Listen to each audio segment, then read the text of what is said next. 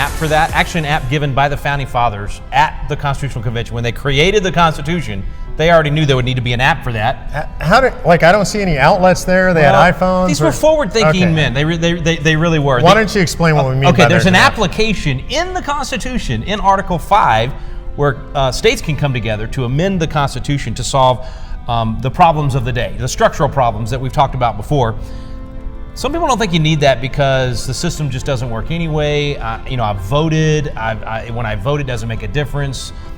I think people are frustrated with the system itself. So how does their solution of a convention of states fix the idea that my vote doesn't matter anymore?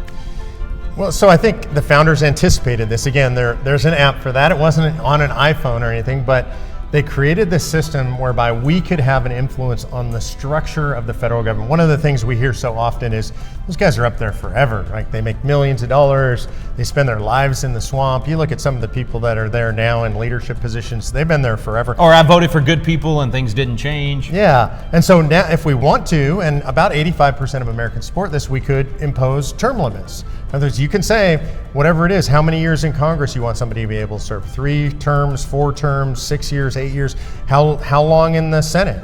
2 terms maybe in the Senate. You can cause them to turn over. So essentially we can create a structural fix.